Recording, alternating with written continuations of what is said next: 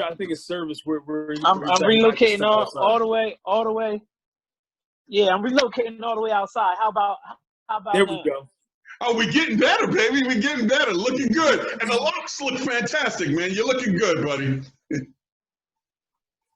Man, listen, man, the locks is for the people, man. That's what I do it for, you know? It's for the people. Yo, listen, when I came down to Delaware, when I first came down to Delaware, just real quick, I came down to Delaware, I had these long braids. Me and my son had long braids on. If you look at some of our 2005 and 2004 pictures, you see I had long braids, man. As soon as I got down here, they told me how much my hair was going to get braided, how much it cost. I said, I got to cut them off. Uh-oh. It wasn't New York prices, man. You would think it'd be cheaper, right? It'd be cheaper. I think where I went to, one of my African brothers and sisters was trying to juice me for $90-something. Oh, man, I don't know nothing about those prices, man. My thing's short. So is that expensive, Mount? Yes. Yes. Yes. He said yes. He said yes. Yes, I agree with it. You know, Malcolm, we got to get your introduction in. Yeah, so I'm a little different than Newdy, and I'm a New Jersey native. I'm originally from New Jersey. I graduated from Seton Hall University in 2008 with a degree in chemistry, and later on I got my master's degree in 2013. I got a master's in business administration. So, you know, I've traveled a good amount of places for me to get to this point right now. As Newdy alluded to, you know, we have what's called Influencer Lab Media, where we influence the influencers, man, and it's been a ride ever since we started, you know? Well, you know, I've been watching y'all, and you know I've been a big supporter. I think you're doing great things. I think it's important for us to have it. Here's the thing that I've always said, and especially coming from a big city, I've always said this. When we get to our smaller cities, they seem to want to do things at a slower pace for Black folk. And I don't know if y'all ran into that since y'all been down here, and since you a native son, Newdy, you're a native son, and we've been down here for a minute now. Yeah. Have y'all been running into that? Newdy, you can take that question. Yeah, I mean, you know what, like, just me being an entrepreneur, like, you know, like I when I went to Del State, I had a clothing, I sold clothes, right? So I had a clothing store on campus. And I used to go to New York 3 times a week from Delaware State University.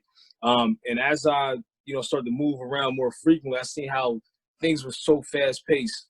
You know, even for us, the way things were moving were, you know, I'm like, I need to be in a bigger city. And I do feel like Delaware is always behind, especially when it comes to our people and us doing things that I feel like, you know, we should be light years ahead. Being here, I'm looking at Atlanta and a lot of these other, you know, cities. And, you know, we catch on to things late. And I think that it's lack of exposure. So a lot of people here,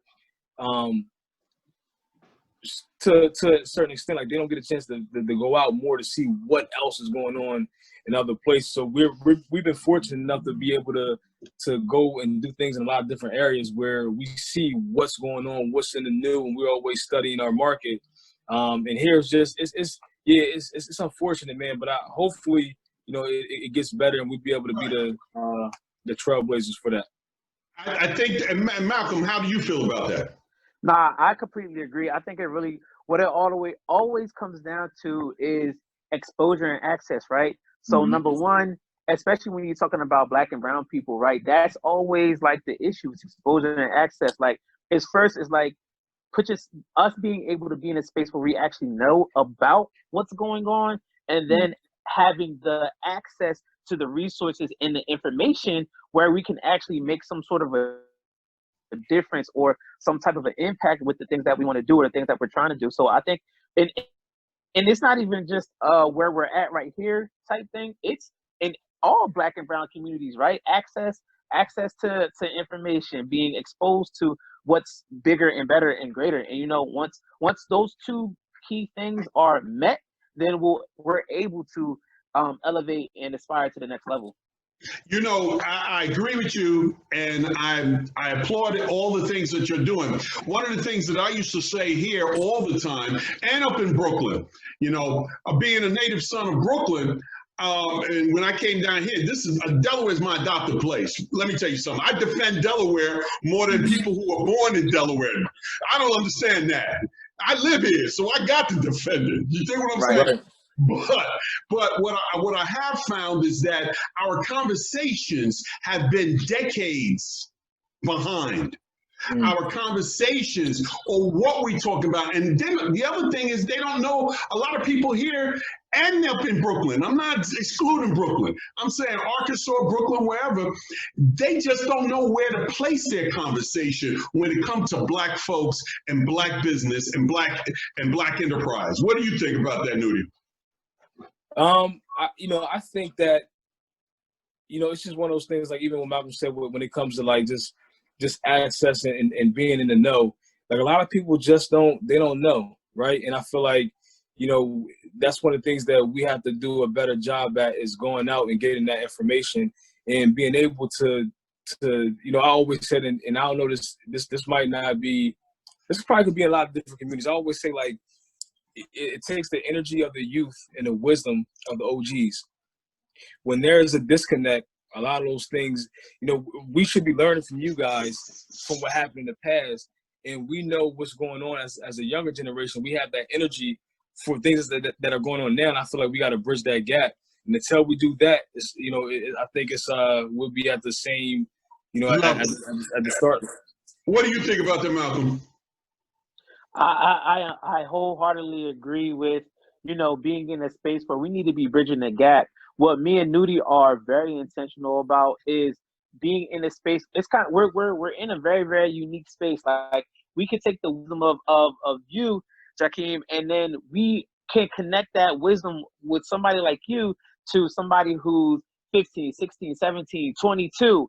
And, we're like literally that force that is bridging so many generational gaps that it's crazy. And I think what happens is that once we're in a position, but the thing is also is that the older generation and younger generation have to want to be in a space, to be in a position for the bridge to be gapped, right? So you can have a whole bunch of seasoned folk who know all this information, but if they don't want to give it out, then we can't do what we do in terms of bridging a gap. And then if we don't have the younger guys that want to be in a position to grow and learn and be in the know, then our job is null and void.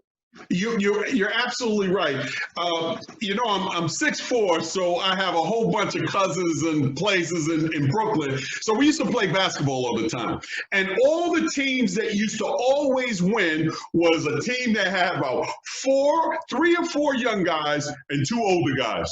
Because if you got that team goes far. If you have a whole bunch of older guys, couldn't win over at the West 4th Street playing hoop, couldn't win over there. We won a lot of times. We used to be called homeboys only, the white brothers. We used to do our thing. And you're absolutely right. The same way for a basketball team, that you have to have a certain amount of young people and a certain amount of maturity, and that's when you got a winning team. And that's what we have to do in the Black community, and that's for sure. The other thing that, was there any question that you want to ask me, Newdy? Now, so in terms of, I think that, what is your take on the political scene in Delaware when it correlates to our community and being able to get our resources and them advocating for us, not just when it's time for the vote? Like, what is your take on that? Just that whole arena. Well, I tell you what, and Malcolm, he knows that's a loaded question for me. I'm going to tell you the truth. The one thing about the hard talk is supposed to be the hard talk. I always tell everybody, don't sweet talk me. That's left for my wife. My wife is the only person that can sweet talk me. I want the hard talk all the time. And in our political scene in Delaware, and I'm just going to talk about Delaware for right now. I'm going to go talk about New Jersey or any place else.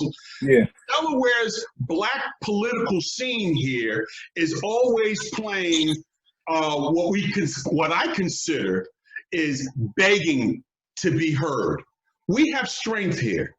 And the problem is that we have never used the strength the way we should have. Don't get me wrong. We've had great political leaders. Herman Holloway Senior, Herman Holloway Jr., the Plants, great, even J.J. Johnson. But what happened is we can never unify our people because everybody, even if they're moving in the same direction, because see, I don't mind if you got something different than me. You do something different, I don't mind. Just as long as what? We're moving in the same direction. What do you think about that, Malcolm? So I 100% agree with you and with everything that you said. I think that when you talk about having that hard talk, I think that a lot of our leaders lack the ability to have the hard talk, right? And sometimes I even feel as though, no, I'm serious. Like I feel like our like we're too, as you said, like I don't want to like begging. I don't know if that's the word that I would use, but we've been put in a system and an environment where it's easy for us to conform and it's easy for us to enable other people to conform.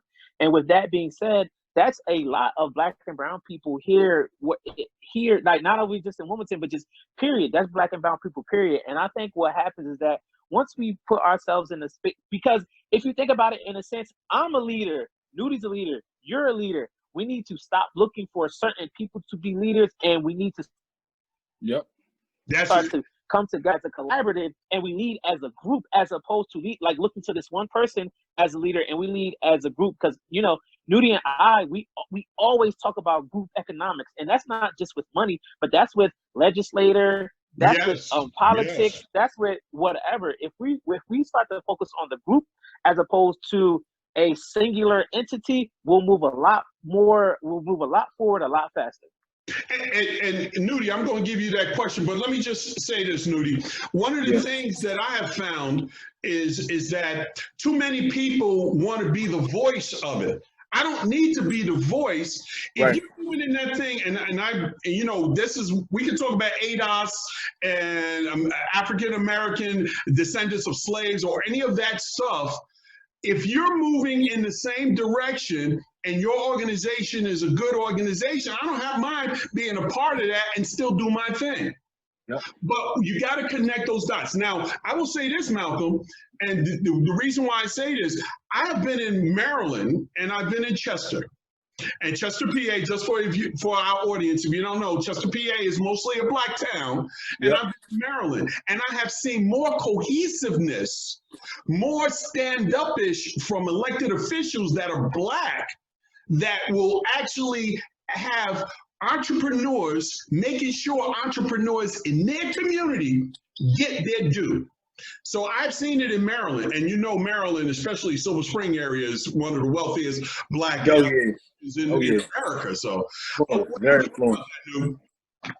Say that last part again. The question is, Malcolm said that it's all over the place. Some places aren't doing it, but there are places in America that's doing it better than we're doing it.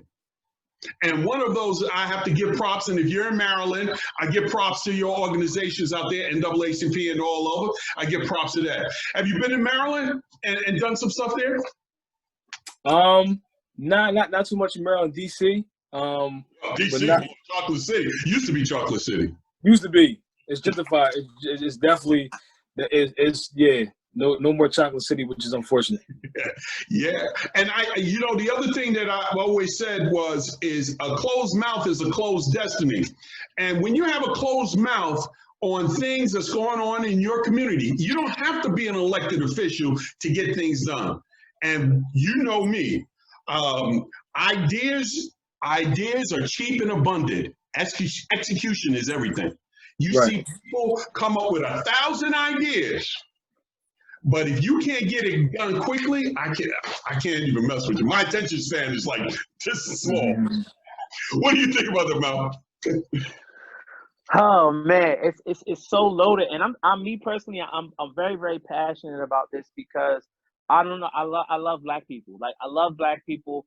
I want us to always thrive. I want us to be on top.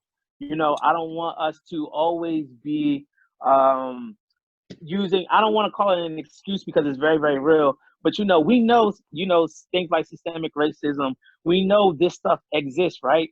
But I wrote today on Facebook, I wrote on there, personal accountability, personal responsibility. Like we have to put ourselves in a position nowadays where we have to move together as a collaborative. It has to happen. That has to happen. And also, in order for us to move together as a collaborative, each individual person has to take personal responsibility of their own life, of their own mind, and they have to want to move in that collaborative direction with the whole. If everybody doesn't start to have that type of mindset, then we're always constantly going to be in these situations where one of ours get killed and all we do is march. Well, Newdy, I'm going to get to you real quick. Yeah. We've been in this stuck rut for over now 60 years. If you go back to the Civil Rights Act of the 1960s, almost 50-something years, we've been in the same rut for such a long time. And I got to be honest with you, I even think that we had more in the 90s than we had in the 2000s. I thought we regressed. And every time they do that to us, and every time we do it to ourselves, we think we're making 2 steps forward, but we take 5 steps back. What do you think, Newt? Yeah, I mean, I think that, like it has to be more like group economics, right? Like I listened to like Dr. Claude Anderson, which very good. Oh man, I love Claude Anderson. And a lot of things he talk about is we haven't moved one iota. That's what he says, right? And the thing is, it's because we don't own anything, right? We don't own any like farming, manufacturing jobs, producing cotton. Like we don't own anything. And I think until we come together as a collective, we don't have no black banks. We don't have no supermarkets, right? So one thing that we always... Let me go back to the black banks real quick. I think you did something real quick. We did the Banking Desert Initiative on the Route 9 corridor. Ron Handy, Larry Lambert, Jakim Muhammad. That was one of my biggest things about a lot of my audience don't know, but I'll tell them. When I was in New York, I actually owned 2 businesses. I actually had Jafunza Music, which was my business that was a collaborative music business that we did produce and stuff, and I owned a security business. I had a business where I had guys employed in the clubs and they were bouncers. So I'm coming from a business aspect when I say that what we have is we don't have the backing that other groups have when they trying to get their political and their economics, like downtown. The Route 9 corridor should be a downtown area. Should have been a downtown area from the Memorial Bridge all the way down to Rogers Road. And we still ain't got the economic engine, the commitment from our state to do those things. We've seen all the studies, and usually when they come into the neighborhood, these studies that they do, the contractors or they get paid and the community gets cheated. So I know there's a lot there, but I'm gonna tell you this. We should have a downtown enterprising thing on the Route 9 corridor, and it was said since 2010, and we still don't have it. So is that right? Like who is and like who is the person or the people who have the access to all of us? So what I'm saying is this: like one thing, like even we talk about the certain things like that. Like a lot of times that people don't know about it, right? The right amount of people. And it's no knock to anybody, but I feel like being able to push that information out, because there's a lot of guys that are younger that want to see like things like that. Like I would love to be a part of, helping, black and revitalizing the Route 9 corridor. Yeah, listen, like you have so many people that I know personally that live in the Route 9 corridor, because this is where I live, right? So we would love to partake in that. Like the older guys, the younger guys, the women, like we need to come together as a collective. And how do we do that? That needs to be the focal point. Right. Now, Malcolm, I got a question for you. Have you ever invested in a black company other than yours? So actually, and I actually let Newdy talk a little bit further into that, because we influencers Lab Media, we really move as a collective And Jakim, I don't know if you heard of the gentleman down in Atlanta. His name is Jay Morrison. Oh yeah. So so we as a collective, we have put some of our money with what he's doing. And I'll let Newdy, I'll let you elaborate a little bit more on that, because Newdy was the head. Newdy was taking the lead when we was investing that money. So go ahead, Newdy. Sure. Yeah, I mean, so like what he's doing with the Tulsa, Oklahoma real estate fund, you know, like that is something that I love. I'm like, yo, like this is a young guy. He's not even 40 yet, and he's doing what Marcus Garvey set out to do. Like no one has ever raised that amount of money he's raised. He raised about $6 million within a year, right? And then he turned around and did it again. I think I'm not sure what he raised his second round, but we got in on the second round.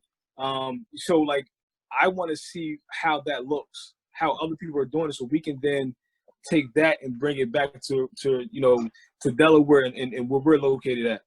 So that's big, man. We want to be able to you know, any entrepreneurs, if we do it all the time, like we might not all the time invest our money, but we invest in our time and our knowledge in a lot of young entrepreneurs. And that invest we those dollars in the product. Say that again? And invest those dollars in their product. You don't have to invest in the money. You just need to patronize them. Yeah, and like the knowledge and the access. We have access, and it will cost them tons of money to be able to access these people, or like even the knowledge that we possess, like we give it away for free because we know how it feels not for someone not to do that for us. So like we would never, like our mindset is totally different. Well, I tell you this, you're absolutely right. I love what the venture capitalists are doing up in Harlem, like the Harlem Angel Investor Club. John Henry, he's doing some fantastic stuff up there. You know, I'm a big fan of what he's doing. I hear it all the time that our Black folks need financial literacy. And I hear it from people saying it all the time. But how can you convince somebody that they need to take a financial literacy course when they are being paid minimum wage and they have no money at the end of the month to do anything, to do any investing? I mean, like, cool. I mean, we can define cool. that. That's a one. That's a loaded one, right? Like, and it goes back to the environment. It really goes back to the environment and, you know, the people that you're around. Like some of my greatest growth, I always say, has come from my greatest uncomfort. But to give that a little bit more context, right? My uncomfort has led me to being around certain types of people who force me and press upon me to do better and to do greater things, such as, you know, my Newdy, people like Tamara Varela, Kenyon Wilson, you know, people who are all the time. It's like, yo, Malcolm, you have to do better. And what happens is that we are the average of the 5 people that we're around majority of the time, right? And if your average isn't adding up to what you need it to be, then guess what? You're going to start subtracting from that average constantly, right? So, you know, I think, you know, your environment and the people that you're around, if you're the people who are forcing and pressing upon you to elevate, you will stay at a minimum wage job forever. And you'll be at minimum wage mental as well. Right. What do you think about that, Newdy? Yeah, I mean, you got to change your people, places, and things. Like, you know, like in some cases, like people have to also want it, right? So it's not enough for people to say, hey, you need to be doing this. Like, it has to come at a point in the time in a person's life where they're just like, yo, I'm just tired of being broke, and I'm just tired of, you know, just I'm tired of saying I'm broke. Yeah. And the thing is, like, we got to start with our kids. Like, some, you know, it's easy. It's like they said, it's easier to boys than it is men. That's right. So now, like, we have to start with our youth. We have to, you know, like with my daughter, you know, I installed that in her early, right? So yes. if we can't get it to the people that, you know, sometimes like certain people just can't reach. They gotta want it. And we have to be cognizant of that, you know, we just gotta, you know, whoever wants it, we gotta give it to them, and we can still put out there. If not, you know, we get our youth and we empower and teach them. You're absolutely right. I will be the first one to tell you that if you ain't ready now, maybe later on you'll catch up. But I got to keep on moving. Gotcha. One of the things when I was told, we only got a little bit, like 9 minutes left. One of the things I was told years ago, some of the best advice was, be ruthless with your time. And Jakim Muhammad is ruthless. And they'll tell you, I've had a lot of people calling me up from all these other places. I'm ruthless with my time. And the other thing to go with that, being ruthless with your time, is I never let anybody waste my time twice. If I see that I give you one shot, your pitch or whatever you're doing is this, and then I come to you, you call me up and say, listen, Jakim, that first time to go right, I get over there. If it's rocking, I'm with you. But if it ain't rocking, I'm leaving. Never let anybody waste your time twice. That's how I respect that. I respect it. Listen, man, time is time is way more important than money. Like once you lose time, you can't get it back. Money you can always get back. So I agree with that. Now, Malcolm, I got this one for you. One of the other 10 tips. I had a whole bunch of 10 tips. I was doing the Robert Kiyosaki. I was listening to everybody when I was doing my businesses and all that. So it was flourishing.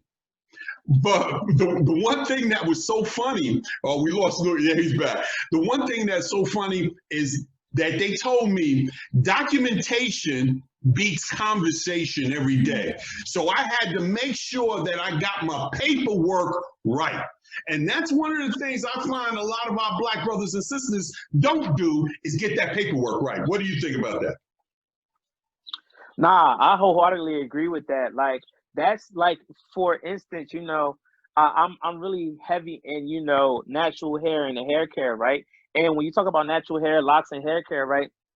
There are entities out there that if you do not have the correct licenses, they will come in and they will shut you down, and they do not care. If you don't have the right insurance or you don't have the right certifications for what it is that you are doing, they will shut you down. When you talk about minority people, we typically, the majority of Black and brown people trade their labor for money, trade their time for money. So certifications and having, your paperwork and things like that together on the back end will save you so much trouble on the front end when these entities are coming after you, or taxes, insurances, whoever. You've laid your foundation, and you don't have to. It's almost kind of like, you don't have to be looking over your shoulder, like, that is right. Did I not do this? Did I not do that? When your paperwork being straight is everything. That's everything, especially in a Black business. That's everything. Yes.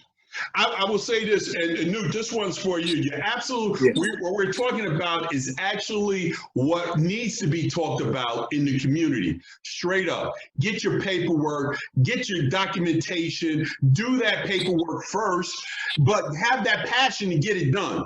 The other thing I wanted to talk to you before we go on is you said something about, we were just talking about people when they're ready.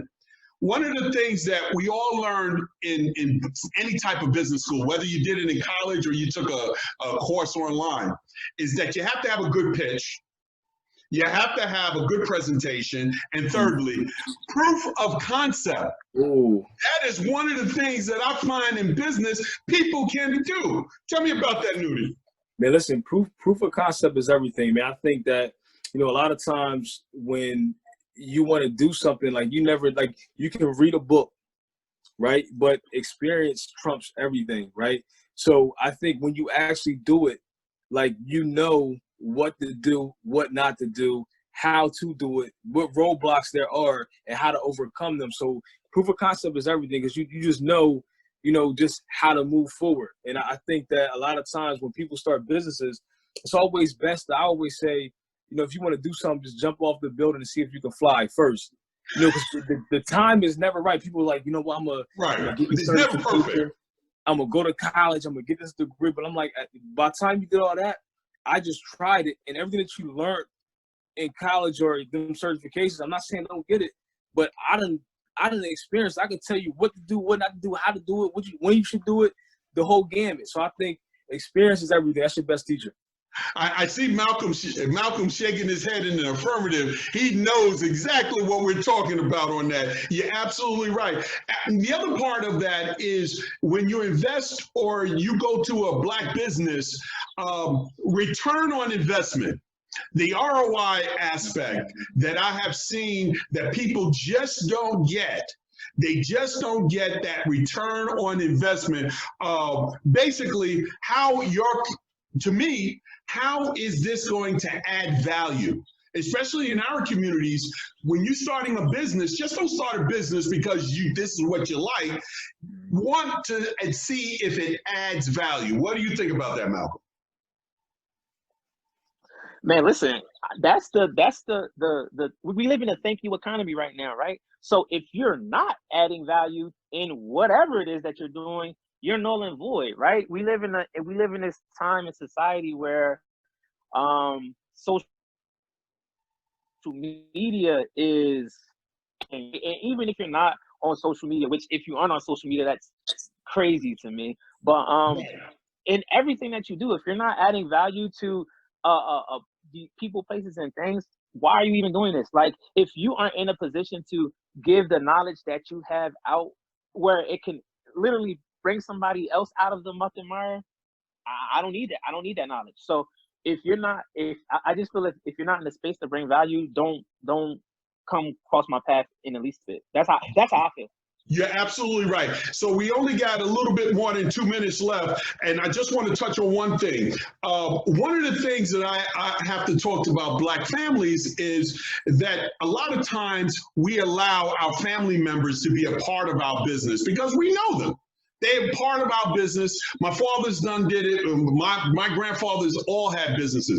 But sometimes that is not the best thing to do. I always say this.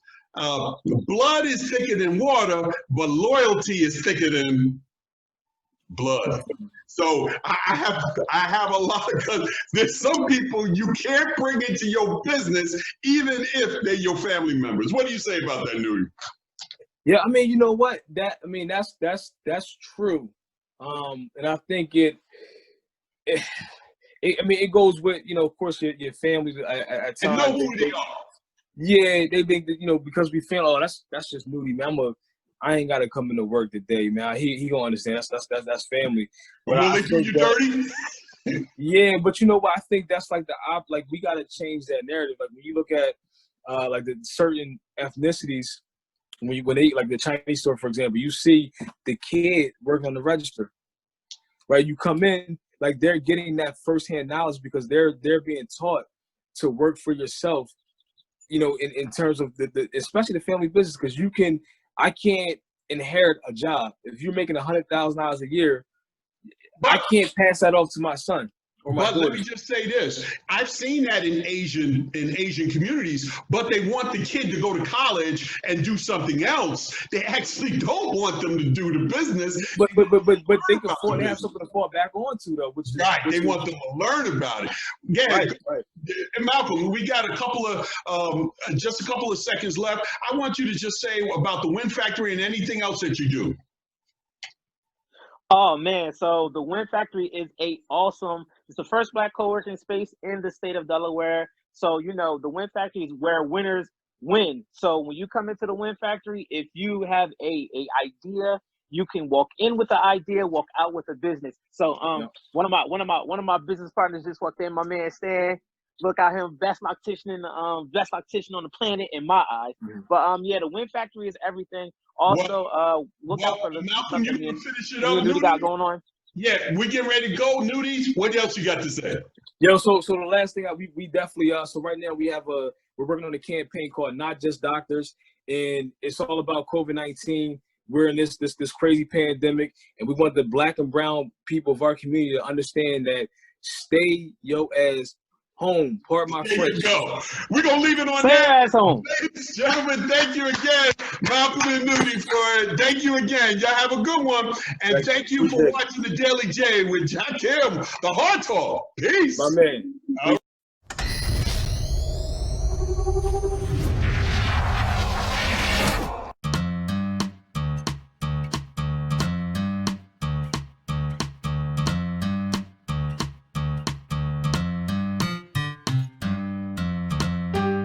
All right, they have a couple of speakers speaking out right now.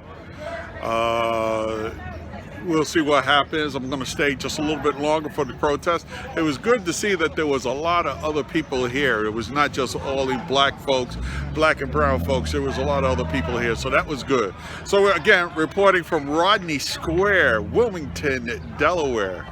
Peace.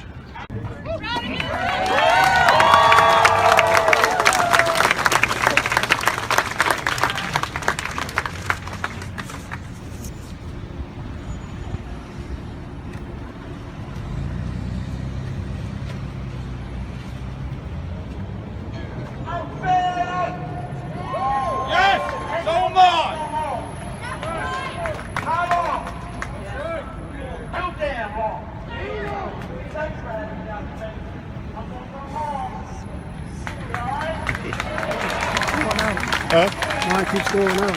Oh, keep going out? Are you doing live? Yeah. Oh, okay. This is 4 seconds.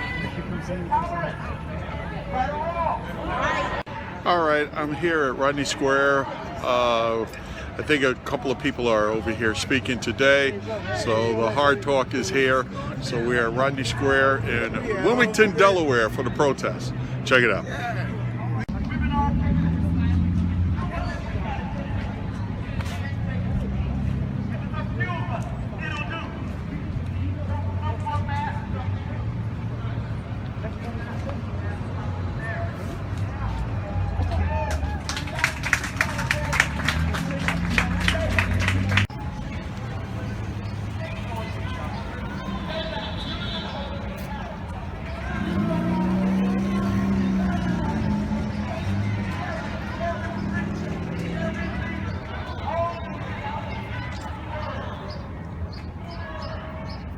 Go. Hi, Jakim. I just wanted to come up here and be a part of the, what's going on. I'm so sad about what's happening all across America, in our country, in our state, locally, everywhere. People are very angry, and something has to be done. Something must be done. So I came just to be a part to show my support and encourage people that, in order for things to change, you have to become involved. You have to be a part of the movement. And the movement means that you have to come out. You have to vote. You have to make sure that we vote people that will be accountable to us. Hi, this is Jakim from the Hard Talk with Jakim and from DIN Media Studios. Listen, from time to time you see us commentary on things that's happening on the news or things that we get off the internet or any of that stuff. We want to be able to use that information. So we use the United States Code 17, which is the Copyrights Act, which gives for fair use. We use it for teaching. We use it for commentary. We use it for stuff that is going to get news reporting to the people. So anytime you see us use those things, we're invoking our United States Code Title 17, Copyright Chapter, Limitations and Exclusive Rights for Fair Use. Peace. Y'all have a great one. Thank you. Wilmington's chapter of Black Lives Matter held a news conference to decry Saturday night's looting in the city. Group leaders say those who went onto I-95 and then broke into businesses were not a part of the chapter's following. They say there that the march was supposed to end at the police station. Organizers also made a new call for reform to end racism in the police and judicial systems. Blue Delaware had it up. Look at it for yourself. That doesn't mean that the person is a racist, but that does also say that that doesn't mean that the act isn't racist. Don't confuse the two.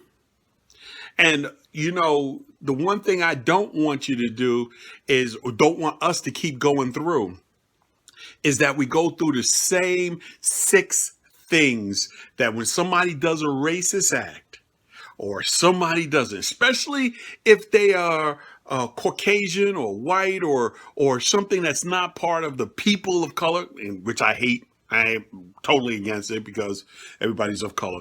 But you always see that they do the same path. It's the same thing that plays out. You know what happens. I don't have to tell you what happened, but I'm going to break it down for you. the first thing they'll do is get pissed off and say, I'm not a racist. Most times people are not saying that you are a racist. We're saying what you did was racist. Most times we're not saying that it reflects that you are a bigot and walking around here trying to hamper people's lives. Not saying that at all. But the act can be racist. One of the things that they love to do is they get upset and they rail out and they get their friends, and their friends say, you know what their friends say? I known him for 33 years. He's not a racist. I will tell you now, he's not a racist. That's funny. That's really telling that just because you've known him for 33 years, he can't be a racist. Listen, we all know that human beings are the last one to admit that they're wrong. Listen, I've had a lot of dogs, I have a lot of pets, a lot of cats. A dog stick is wrong, it's just going to stay there and say, okay, I did that wrong, and now I ain't going to do that again. We'll fight all tooth and nail to say we're not wrong. Well, I don't know what's in people's hearts, but I can tell you that James Baldwin quote goes very great with this. I do not listen to what you say because I see what you do. So, I'm not saying that anybody's a racist. Can't say that. I don't know what's in their heart. But I can tell you that their acts may be racist. And during this coronavirus, we're noticing that racism is not taking a break. Racism don't take a day off, does it? Any of the isms, classism, sexism, racism, any of those, they don't take a day off just because they're going through a coronavirus. In fact, I think it even multiplies. It even gets worse because people are so unsure and they want to stay in their class. Well, let me just go back to that. Delaware, New Jersey, Georgia, Connecticut, and down south and out west. I want you to say this. I need y'all to stay vigilant because now more than ever, you're going to see a lot of stuff coming out that is going to be racist. And you need to call it out. Look, I'm the first person to pat you on the back when you do right. When you deserve it, I will pat you on the back. But when you do wrong, you got to get that. That's because this corrects that action. So you don't think so.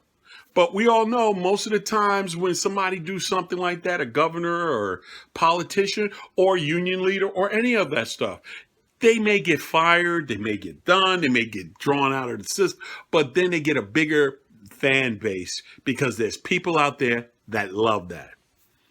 I want you to say, now, we can't go for that anymore. These things should not be happening. It's continually happening because we have not taken care of basic things. And here in Delaware, and I'm going to tell you this right now, between the sellouts, the shuffling, the minstrel show at Wilmington City Council, the handout, the hookup central over at Newcastle County Council, we've got a lot of problems because we keep having the same people that go along, get along. So I'm just going to say you this. You check out for yourself. You see for yourself. And I want you to be a free thinker. This has been Jakim with the Hard Talk. Peace. All right, family, let me just get into it. We're going to call this really cool.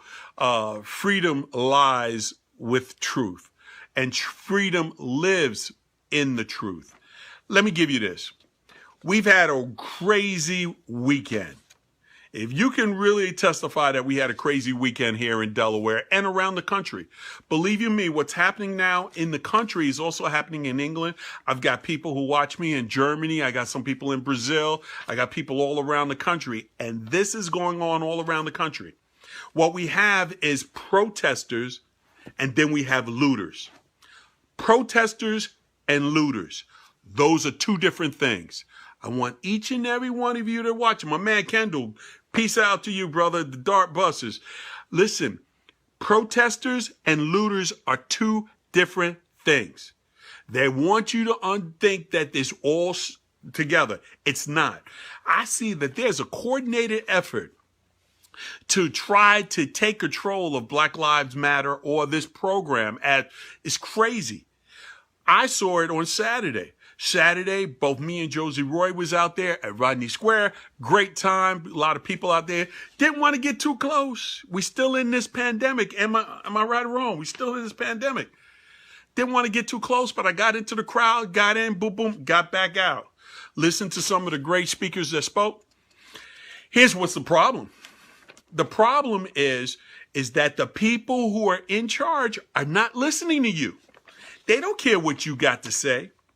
And it don't matter how much butt you kiss. How many people say they're for you? Politicians. We're talking about the elected officials. Politicians. They still are not going to do what they need to do for the people because they got their hands in a cookie jar. They're getting too much money from big business. We don't have that money. And as long as they're getting money from big business, as long as we stop talking about campaign contributions, as long as we start talking about all of that connected tissue, believe you me, criminal justice reform, healthcare, campaign contributions, educational systems, all of that is one connected tissue. It is one connected tissue. So we keep talking about this, but we don't want to talk about that. I was just speaking today with somebody who's a big person in New Jersey with the ADOS. That's the American Descendants of Slaves. And they talked about reparations. Through all of this stuff, you didn't hear anything about reparations. All of that's part. My man Holland Ralston Jr., what's up? All of that is part of the connective tissue as well. Don't let them tell you that it's not. So today I'm not here to entertain you. I'm not here to entertain you. I'm here to help us grow. And that's one of the things that I want you to understand. My problem is that we started treating politicians like they were celebrities. They're not. They're not celebrities. They are supposed to be workers in service to the people. Stop doing that. You want celebrities? Go and go and get your best Beyonce thing. Go get your best, what's that lady name that sings out from Pennsylvania? I actually like her. She's all right. Go get those. Those politicians are not celebrities. They're supposed to work for you. And the elected officials had let us down. In Wilmington, in Delaware, elected officials have let us down. Don't two-step it. We don't got to do a dance on it. I'm telling you right now and they're letting you down again because they will not talk about the issues. They will not talk about what was going on. I've been warning you for years. Sharon Stokes, sister, you know it. I've been warning you for years this was going to go down. I've been at city council. I've been at county council. I've even been down to that, oh my God, Leg Hall. You don't never got to see me down in Leg Hall again. I send people to work for me out in Leg Hall, and that's your elected officials. I ain't got to go there, but city and county council, I'll do that because I want my voice to be heard. And we've been telling you for years, this city has been concentrating only on Market Street and only on the riverfront and was not taking other parts of the city. And guess what? They keep having meetings with the same people who have no connection to the community. I don't care if you grew up there. You don't got no connection now. You don't have no connection now. I don't care if you went to Howard High School, and I went to Howard High School. Well, if you don't live in that city anymore, you ain't part of it. I live in Dunleith. I've been out here almost 17 years. If you grew up in Dunleith and you don't live out here now, you don't know Dunleith. You don't. It's just like me. I'm from Brooklyn. I don't live in Brooklyn. I live in Dunleith. When I come home off that bridge, that's where my home is. And that's the Memorial Bridge. That's the Delaware Memorial Bridge. I know I'm home. You see what I'm saying?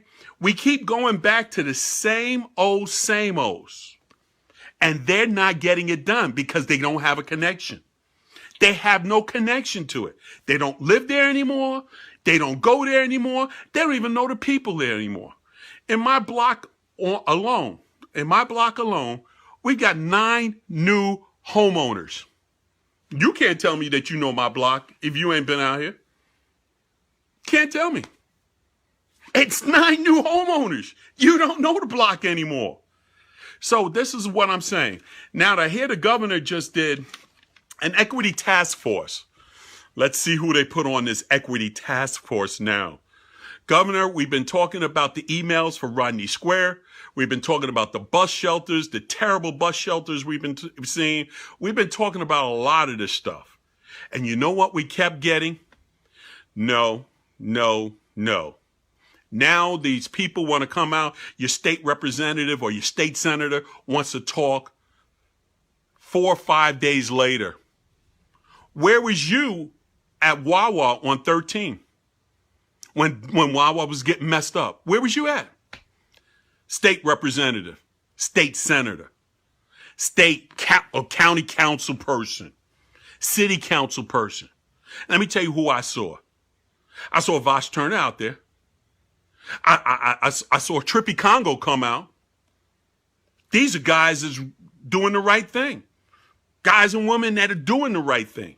You know what I see? I see 4 days later, somebody puts on, he wants to do a Zoom live. One of our state senators are here in Delaware. Oh my God. The sellouts and the sell-ins are terrible. Our community is where it's at because these elected officials have let us down. Now, does that also mean that we have a responsibility?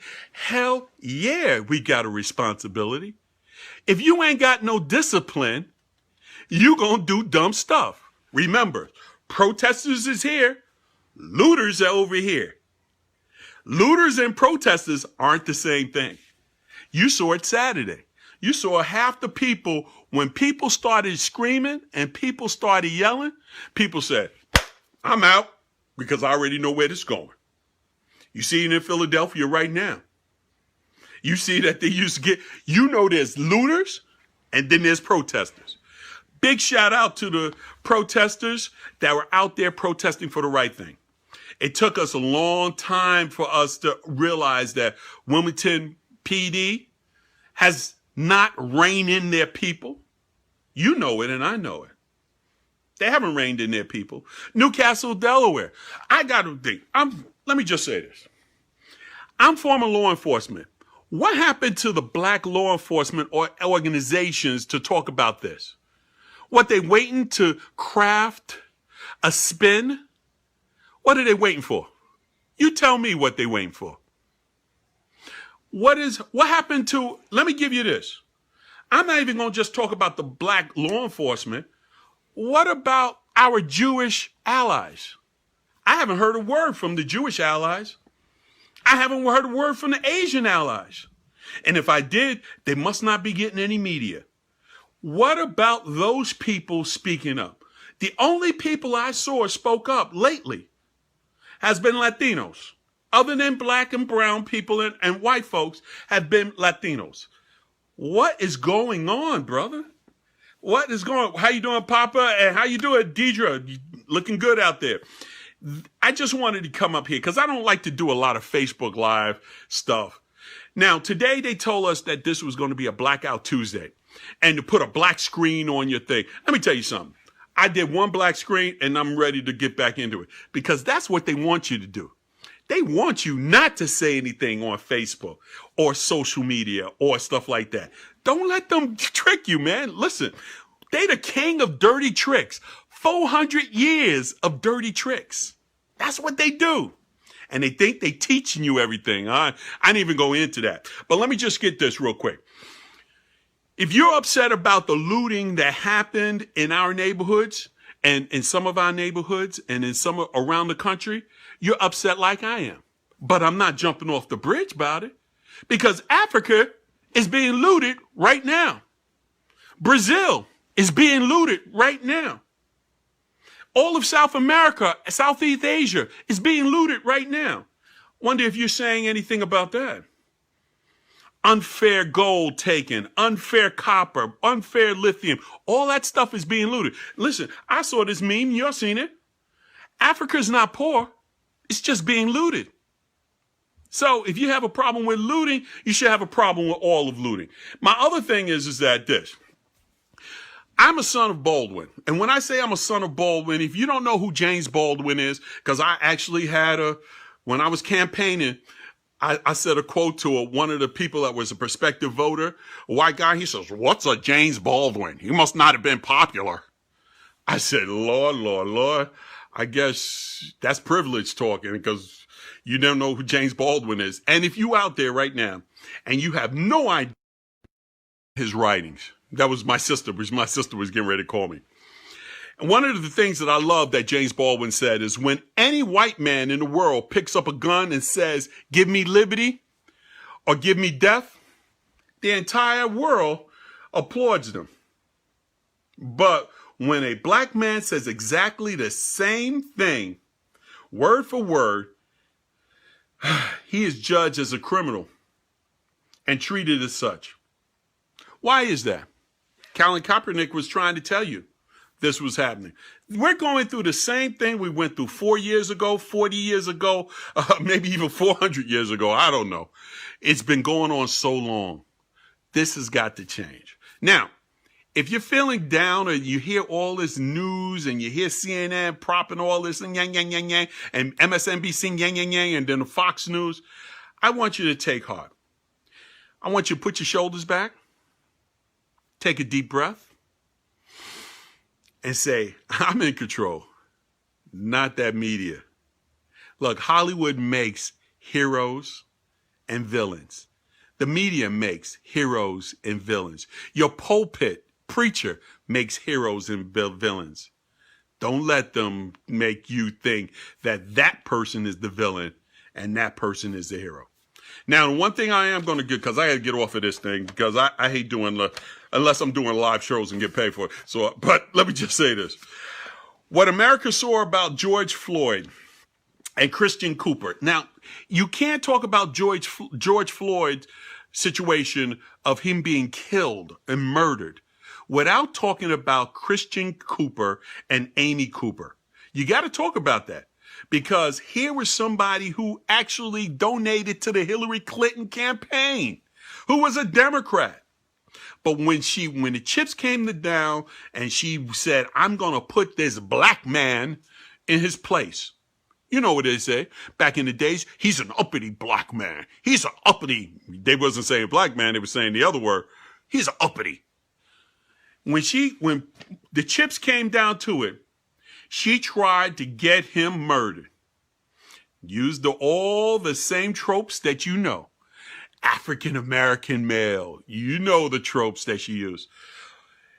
This has got to stop. This is part of the stuff that we've been talking about for years. Catherine Safferny, big shout out to you. You've been talking about it for years. You're absolutely right. I know we've been talking about it for years. We've been telling you. I mean, it almost like that story of Cassandra. If you don't know the story of Cassandra of Troy, about when she was warning them about this, then you need to go and take, the reason why myths work is because myths can live long, because they teaching us stuff. That's the reason why. I don't want you to take everything out the Quran or the Bible or what for word. I want you to understand they're here to teach you something. And the myth of Cassandra, who was a bell ringer, who was telling them what was going to happen, and they didn't listen. All right, listen, that's enough for me, man. I'm going to go back. I got to get back to the grind. It's been a pleasure, y'all. Peace out. Be safe. Let's clean up Market Street. Hold on. Before I go, somebody asked me, "Oh, you going to clean up Market Street?" And the young guy on the bus today said, "I ain't cleaning up shit. I ain't mess up nothing. I ain't cleaning up nothing." I said, "Oh, my God." But I understood what he meant by, even though I may not agree. So you may not agree, but yeah, I still understood. All right, y'all. So peace out, and y'all have a great one. And that's right, Eddie. Lies travel faster than truth. But in this age, let me just say this, Eddie. The internet wasn't made for you. And yet, people who are voiceless are able to say things that they could not say before. So take advantage of it. Peace and blessings to all. Peace.